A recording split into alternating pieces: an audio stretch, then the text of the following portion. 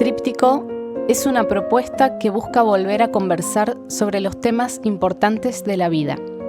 Es una invitación a repensar diferentes conceptos que atraviesan todos los tiempos y todas las culturas. En cada episodio abordaremos un tema desde 3 perspectivas diferentes. Somos 3 personas con 3 profesiones distintas reflexionando sobre lo mismo, lo humano, en tiempos de deshumanización.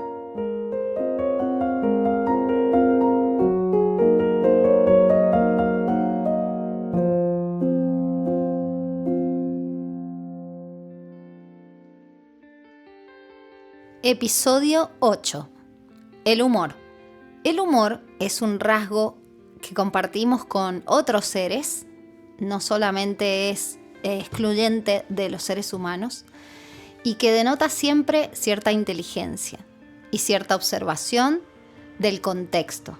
El humor nos sirve para sociabilizar, es fundamental para nuestras relaciones sociales y también es fundamental para nuestro sistema nervioso. Muchas veces para poder superar algunas situaciones que de lo contrario serían menos llevaderas sin humor. ¿Y quién ha trabajado el humor? Muchísimas culturas, en muchísimas partes del mundo a lo largo de la historia, pero no podemos dejar de mencionar a los maestros en casi todo, que son los griegos.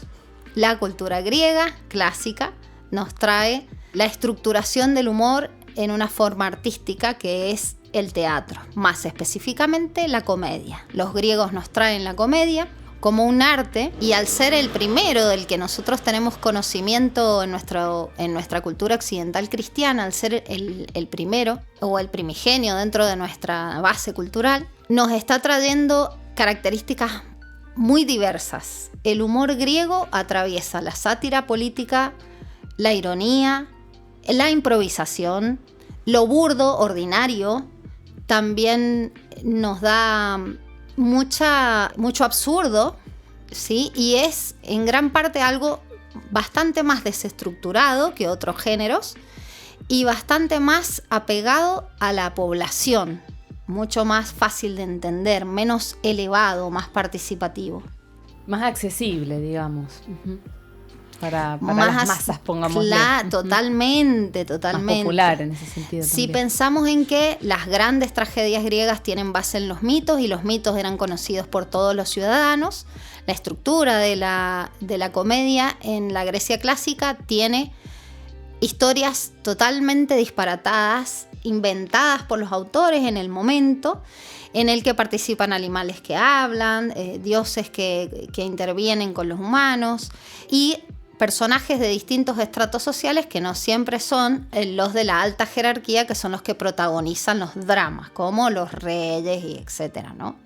Esta comedia griega es fantástica porque si nos ponemos a pensar en casos como Lisístrata, que es una historia de guerra, justamente estas historias de la comedia se dan en un tiempo en el que los griegos están viviendo unas guerras terribles, están atravesando unas guerras terribles, entonces que se arrastran durante muchos años. Entonces esta comedia es un escape a toda esa realidad que van viviendo, como sucede en nuestra vida cotidiana muchas veces.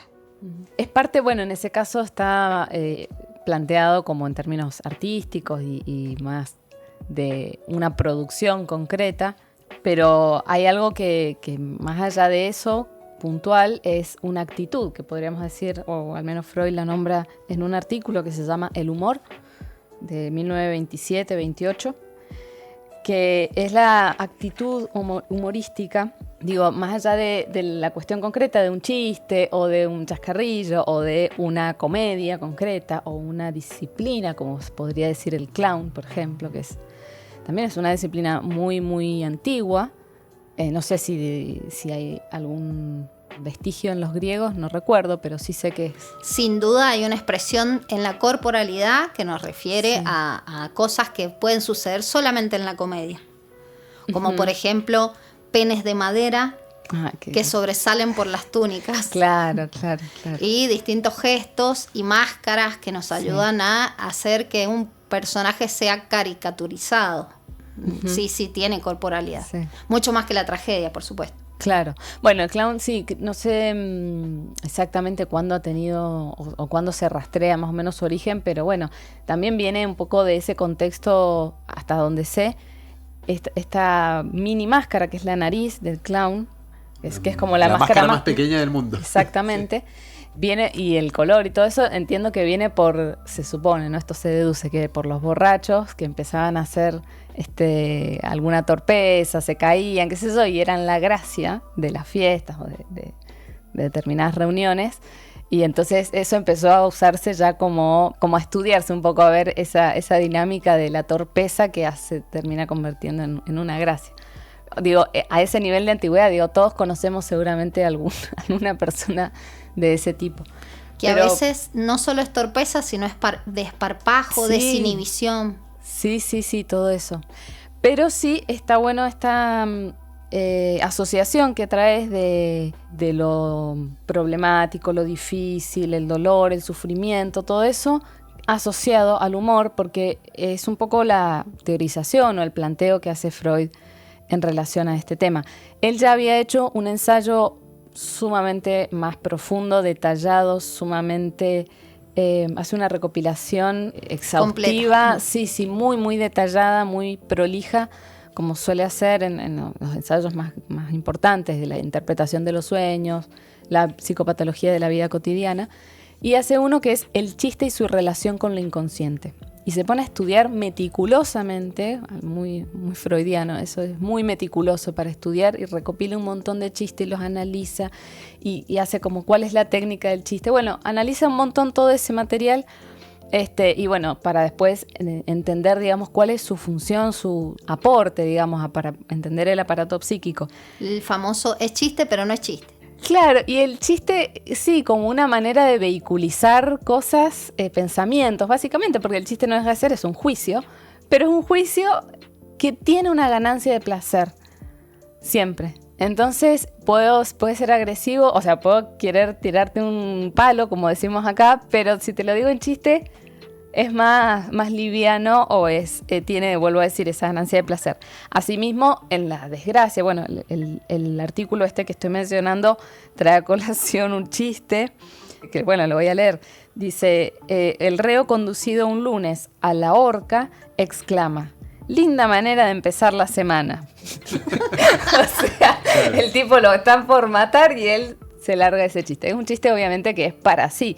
Él hace esa distinción ahí del chiste que es de uno sobre uno. Claro. Y el que lo oye tiene ese beneficio extra de un poco beneficiarse, ¿no?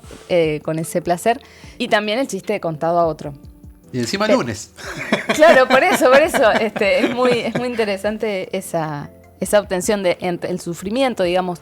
Lo que ocurre, el mecanismo es en una situación en donde sobre todo el que está como oyente o espectador espera en otro un afecto, vuelvo a decir así, como problemático, dolor, sufrimiento, desesperación, dice tristeza.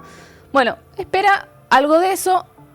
Con el chiste, dice, el chiste o la disposición afectiva, digamos, es defraudada. O sea, yo espero que, no sé, alguien se cae, pongámosle, y yo veo eso y espero que la otra persona, no sé, grite, yo qué sé yo, y de repente hace un chiste. O sea, eso que yo espero, ese afecto que espero encontrar ahí, es defraudado, digamos, es como... es disruptivo del contexto en el que venía.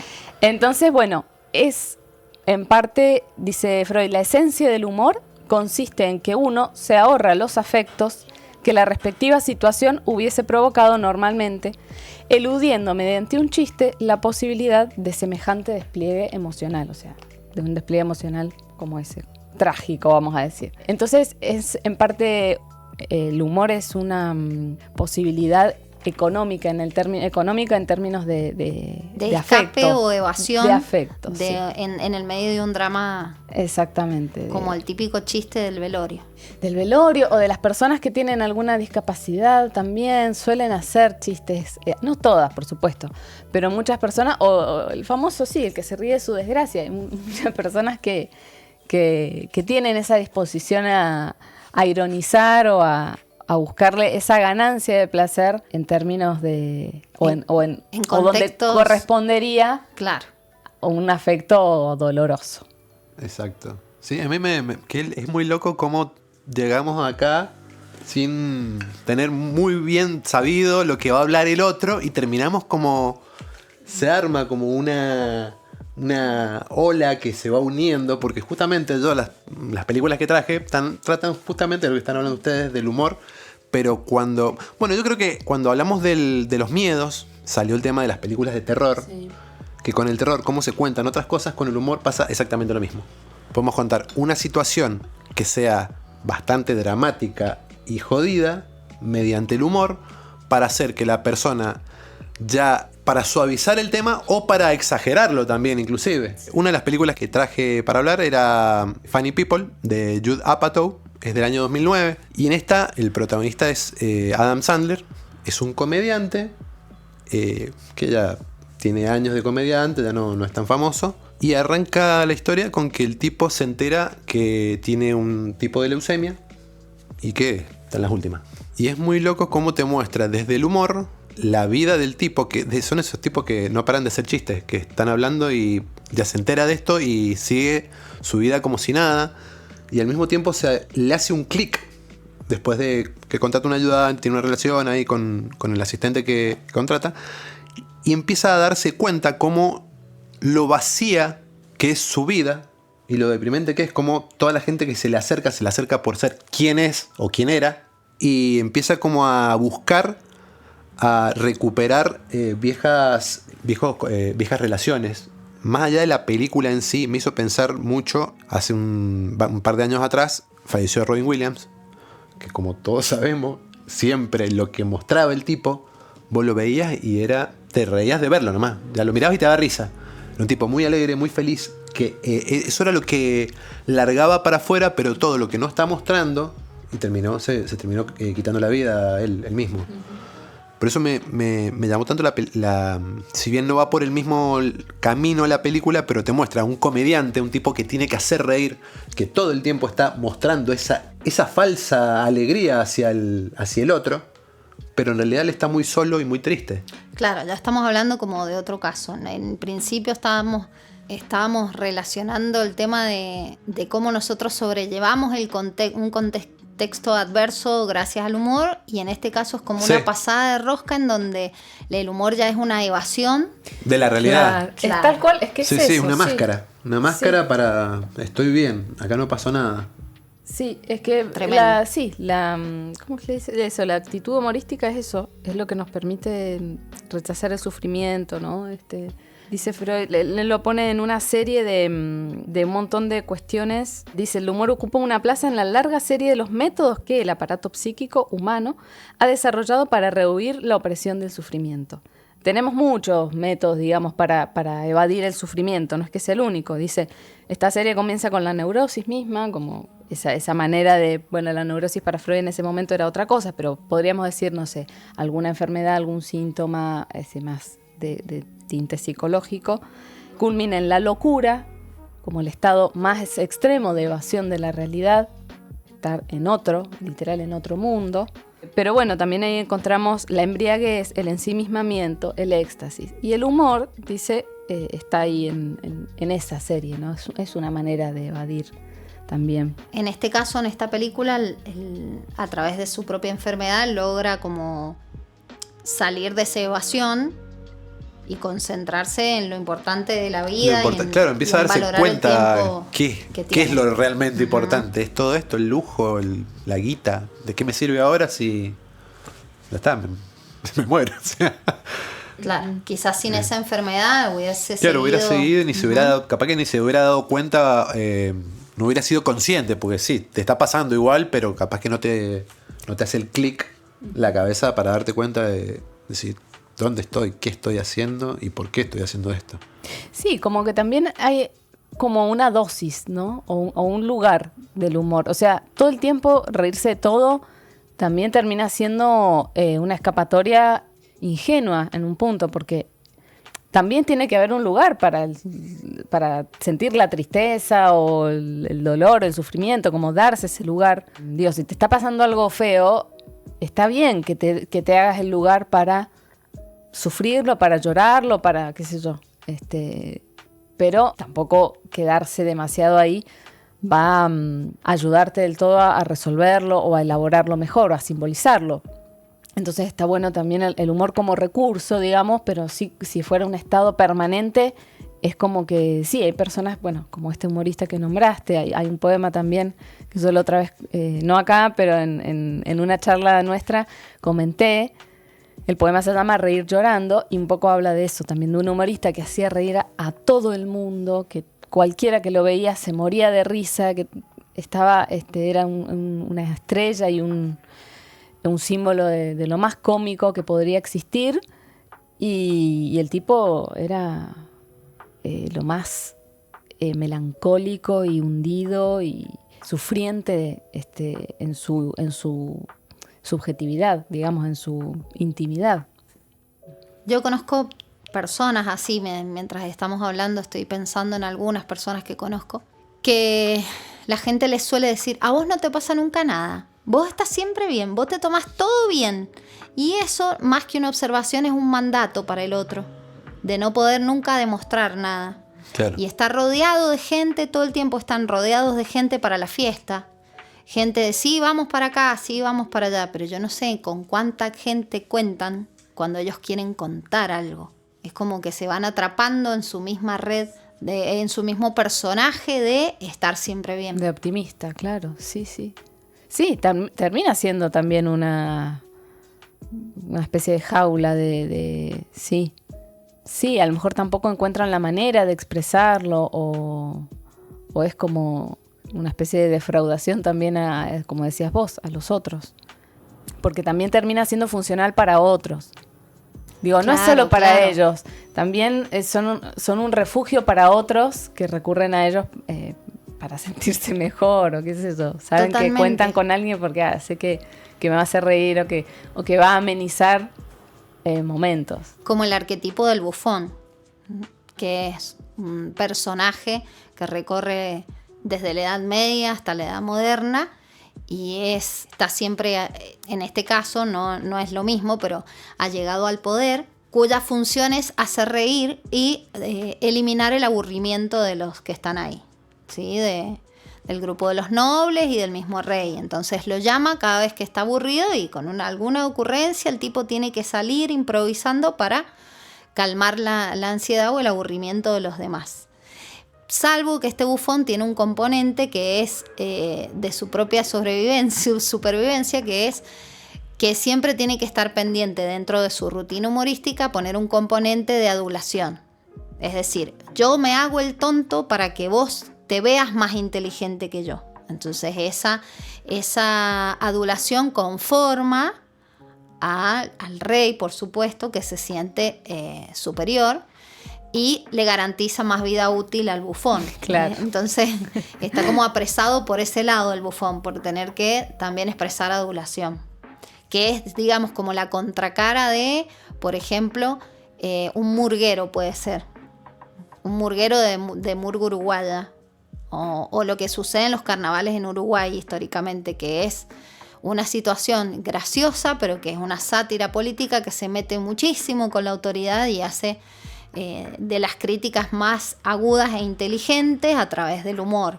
Y ahí no hay ninguna necesidad de complacer, al contrario, hay una intención de, con el humor, poder llegar a decir lo que ningún otro de ningún estrato o función social se atrevería. Claro, sí, la sátira. Sí, el humor político también, ¿no? Creo que sí, Bufón también lo acapara, el humor político. Es bastante picante el Bufón. Uh-huh. Fuera del castillo. Claro. Es bastante gregario también, laburan en comunidad. Generalmente se caracterizaban por ser, era la gente que siempre había algún rengo, algún manco. Entonces era gente que tenía, ¿viste cuando pasa algo? Vos decís algo y capaz que te lo permiten o no te lo permiten. Pero si a vos te falta una pata, es como diferente. Más impune. Es como... Te da no, sin ánimo de faltar el respeto, pero como que le permitís ciertas cosas a personas por ciertas cosas que a otras personas no se las permitís. Es natural. Es por una desventaja. Claro, te sentís incómodo con... Reprochando. Reprochando, claro. El Bufón tenía eso. que era como un poco impune en ese sentido. Podía jugar con eso. En las Siempre- prácticas teatrales es bastante picante. Sí. Juega con cosas que no se pueden jugar, Se hace va. chistes que no se pueden decir. Claro. Es bastante jodido. Es liberador, es una de las Sí. características que le da Freud al humor, es liberante, dice. Siempre Es grandioso, inteligente, excelente. ¿no? Siempre Sí. es un signo de inteligencia. Sí, como de esa astucia, de la ironía propia, sí. Sí, aparte de mostrar una realidad. Bueno, justamente otra de las películas que traía es una película que todos amamos. ¿Qué película es? Esperando la la carroza. Esperando la carroza, obviamente. ¿Cuál va a ser? Que nosotros la vemos, tenemos el recuerdo de qué película con la que nos hemos, pero cagado de risa todos desde chicos. Y es un dramón. Sí, claro. Trágico. Esto para Es los- un dramón. es una película que para los millennials no es tan comprendida. O sea, es como que ya culturalmente ha Centennials. cambiado. Nosotros somos Tenés razón. millennials. Centennials. Como que la sociedad ha cambiado tanto que yo he tenido esa lamentable experiencia de obligarlos a verla y no les ha gustado. Claro. Y mi cabeza no entender por qué ellos no. Porque. No. Y lo que tiene un código raro ya la película, que nosotros pues, la hemos visto 1000 veces, pero las actuaciones son muy teatrales, tiene un código Muy no teatral, acostumbrado al cine tradicional, Sí, digamos. sí. La actuación de entrada es muy teatral, muy exagerada, pero es tan genial todo lo que pasa, las frases icónicas que tiene la película, cómo trata temas que te están hablando del abandono de una vieja, una pobre vieja que más allá de cómo te lo muestran de manera jocosa, de que es media moquera, se manda una que atrás de otra, pero están abandonando a una mujer. Son los hijos queriéndose sacarse Claro, de encima a la vieja. Y es como muy fuerte la situación. De la pobreza. habla Pero mucho. de la pobreza, la miseria que tienen, lo clasismo, toca pero muchísimos temas la película. Críticas a la religión, A la moralidad. religión, de a las la moralidad, mujeres. sí, totalmente. Y muestra a la familia que yo creo que todos conocemos a cada uno de esos personajes que lo hemos visto, ya sea en nuestra familia o en otra, o en algún conocido, algún amigo. Totalmente. Una observación de la Terrible. sociedad argentina como Sí, una sí, sí, sí. radiografía. Exactamente. Y mostrado desde el humor. O sea, hace una crítica a la sociedad, a cómo nos manejamos como personas desde el humor. Qué hermoso, porque yo creo que ¿quién no se ha reído con Esperando la carroza? Bueno, las nuevas generaciones. Sí. Las nuevas Es como- generaciones. Es Y en muy su momento típico. no sé si también, no me acuerdo cómo la recibió el público cuando se estrenó. Sé que algo no fue favorable para cuando se estrenó la película. No me acuerdo si por la crítica o por el público. Pero sí, es como tal vez en el momento hay que darle tiempo a los centennials. Vamos a darle un voto de confianza. Capaz con el tiempo o con otras, qué sé yo, experiencias Vivencias. tal Ujú. cual, pueden verla con otros ojos. Y hubo un Eh, intento, sacaron Esperando la carroza 2. Sí. Yo no la vi, no aconsejamos quise que verla. la vean. No, yo la vi. Ah, ¿la viste? No, No. no es aconsejable verla para nada.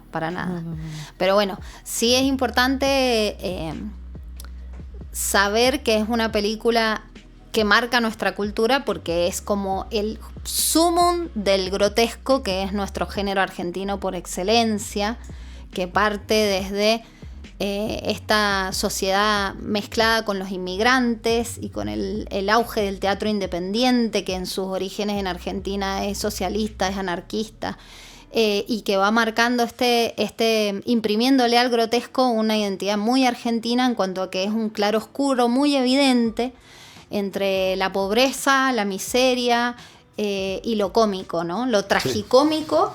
Reírse de la miseria. Claro, es ese contraste, el grotesco, Sí, que sí. se ha desarrollado en Argentina como en ningún otro país de América Latina y que nosotros tenemos muchísimos casos de películas y obras de teatro de ese género. Podríamos estar pensando en un montón, como, no sé, La Odisea de los Giles, por ejemplo. Bueno, y muchas otras que como yo no soy muy cinéfila, no le puedo decir para qué me meto, pero sí, es un género desde las obras teatrales también muchísimo, muy desarrollado. porque tenemos en nuestro gen argentino eso de estar viviendo en la desgracia y así todo, poder Reírnos, hacer, sí. poder hacer del contexto en el que vivimos Sí, una mirada más cómica. Me estaba acordando de una película mucho más reciente, argentina también, que es Relatos Salvajes. Uf, Es una comedia negrísima. sí. Es bien, a mí, bueno, me gustan mucho las comedias negras, pero esa es una que también tiene esa cosa, esos condimentos que son muy argentinos. Todas las historias tienen algo Claro. muy de acá, que aún así capaz que en otras culturas lo ven y lo pueden llegar a entender, qué sé yo, pero igual hay cuestiones de las que se ríe la película que son muy heavy, en mayor o menor medida, ¿no? Pero también es un ejemplo de ese género de la comedia. No sé si se llamaría satírica, también, en parte. Sea cual sea el humor que prefiramos, el que vos prefieras, el que cada uno prefiera, ya sea el humor político, el humor negro, el humor blanco, claro, el humor asociado a la ternura, sea cual sea el que vos prefieras, es fundamental que lo tengas en tu vida, que no lo menosprecies como un elemento, me parece, para poder no solo sobrellevar la vida y como vincularse con las personas desde un lugar bien humano, ¿no? Sí, es un recurso que es valorable. No es una mera... Distracción. sí, o algo como que se suele a veces despreciar o como descalificar, ¿no? Género En menor, general, dicen. tal cual, la comedia muchas veces se cuenta como un género que, viste, nadie premia actuaciones, o casi nadie, nunca se premian las actuaciones en comedia o los guiones de comedia. Y son tan complejos, difíciles, o pueden serlo, ¿no? No es que Sí, todos no lo cualquiera sean. hace del humor un arte. Eso también. Tal cual, y es muy y es un recurso necesario para nuestra vida. Y para cerrar, vale traer una cita breve de este ensayo que comentaba hoy, y es que el humor no es resignado, es rebelde. No solo significa el triunfo del yo, se resguarda, sino que en el humor se logra triunfar sobre la adversidad de las circunstancias reales.